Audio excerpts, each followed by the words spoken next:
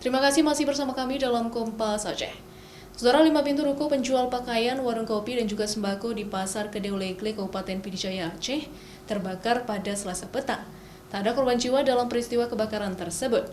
Namun, sebagian barang dagangan isi ruko hangus terbakar karena tak dapat lagi diselamatkan. Kebakaran 5 pintu ruko yang berdempetan di Pasar Kedai Ulekle terjadi sekitar pukul 17 waktu Indonesia Barat.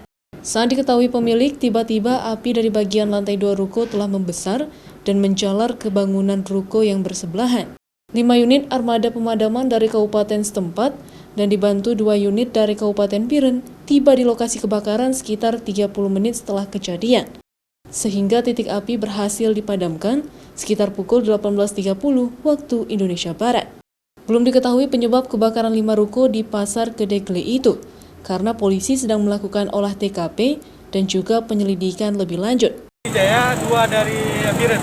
Oke, berapa toko yang terbakar? Ini dari informasi ada 5 unit toko yang terbakar. Oke, toko apa aja? Ada toko warung kopi dan ada toko pakaian. Tak ada korban jiwa dalam peristiwa kebakaran itu. Namun sebagian barang pedagang pakaian, sembako, dan juga harta benda berharga lainnya tak dapat diselamatkan dari kobaran api. Raja Umar, Kompas TV, Banda Aceh.